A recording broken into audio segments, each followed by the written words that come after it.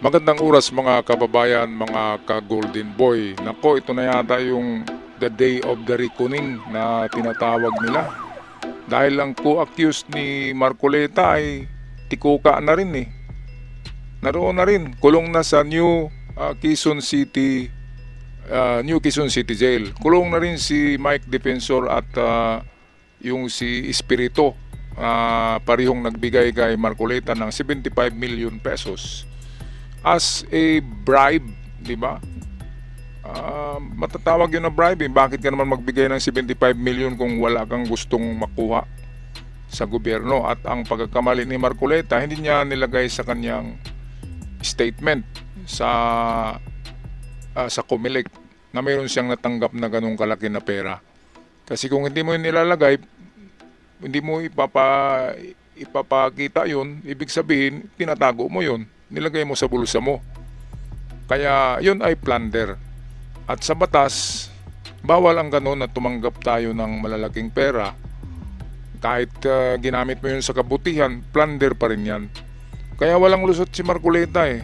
Ang lusot niya dito, kung magbait-baitan siya sa kulungan, ay siyempre, siguro 2 taon, 3 taon, makakalabas na siya.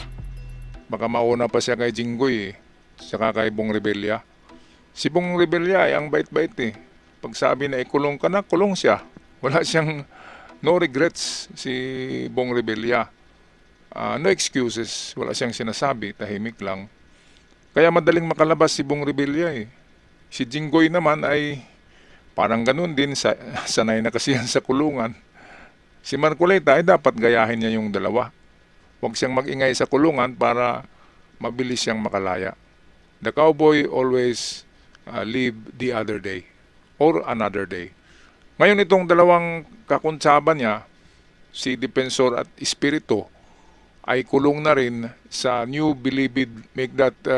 Quezon City Jail, which is malinis naman doon. Nandun yung mga taga DPWH na nakulong sa flood control scam.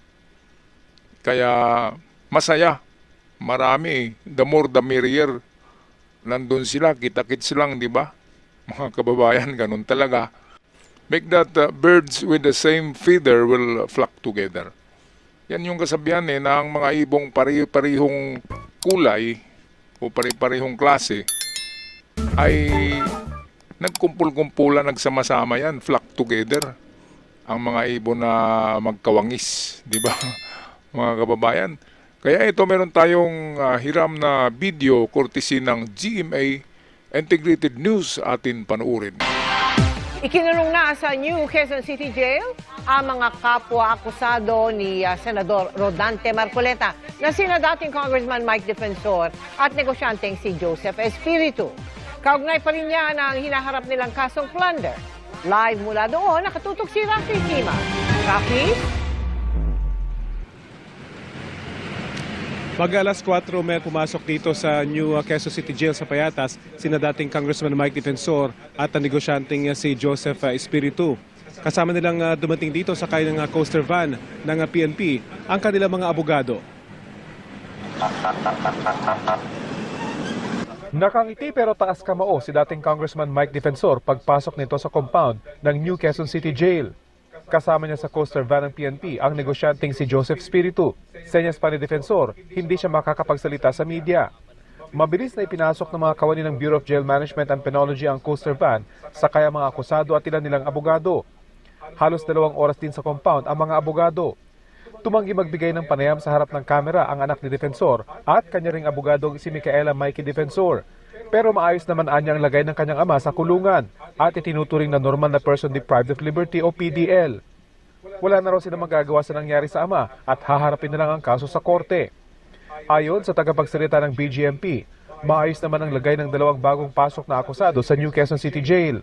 May kasama silang mga PDL sa loob ng seldang pangsampuan. Nakahalo sila sa general population. In fact, ito yun dito sa malapit sa mga yung na-involved din sa flood control ng mga former DPWH official. Nandun sila sa area na yun.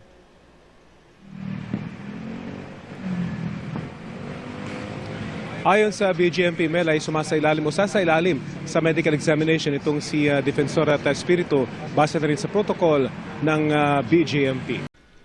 Ito mga kababayan, ang kawawa dito ay itong si Espiritu, di ba?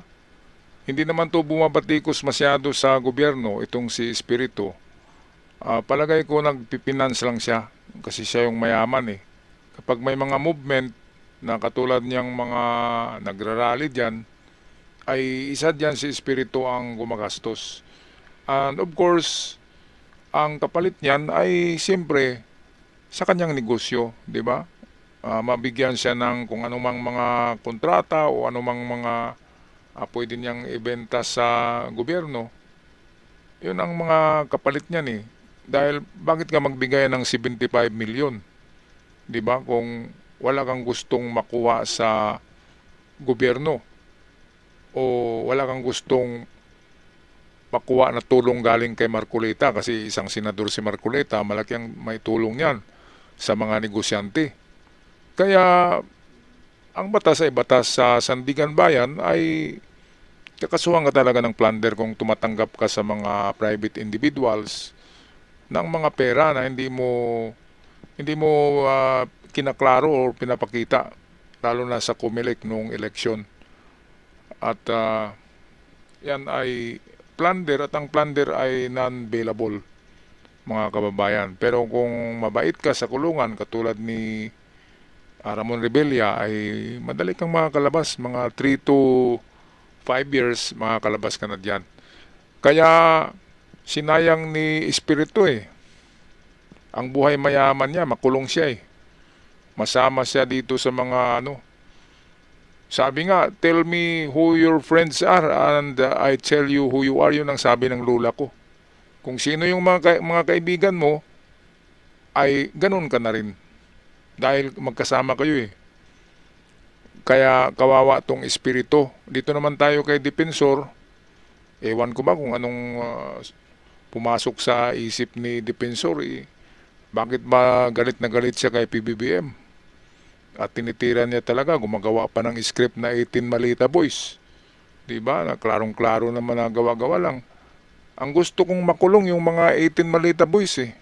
Kasi nagpapagamit para magtanda. Yung mga 18 Malita Boys na yun, sana ay susunod din yun eh. Para maubos talaga tong mga actors na ito. Mauubos na. Mga kababayan, yan ang nagpagulo eh. Sabi nga ng isang DDS na subscriber ko dito sa channel na bakit ang gulo-gulo ng administrasyon ni PBBM? Hindi naman ang gulo ang mga opisyalis ni PBBM. Sila yung ginugulo eh. Dahil dito kina Depensor at itong nagpipinance na si Espiritu. At ang kanilang tirador sa Senado ay si Marcoleta. At yung iba pang senador dyan. Bato-bato sa langit, tamaan wag magalit. Ay kung tatama yung bato, mag-ricochet yun eh.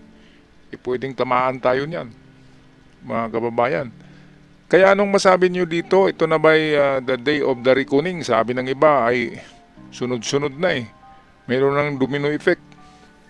Sunod-sunod na ang makukulong sa magkaparihong mga kulay na ibon. Diba mga kaibigan? Always remember, sabi ng lula ko, tell me who your friends are and I tell you who you are. Totoong kasabihan ng matatanda at huwag natin kalimutan.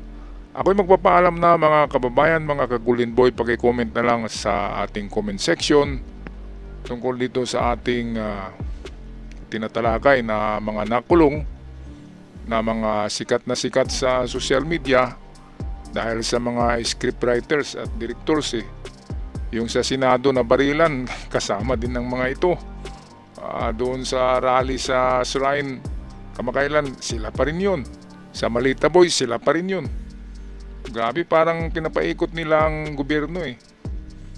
Tapos akala nila na yung kanilang power ay enough na para itapol down ang gobyerno.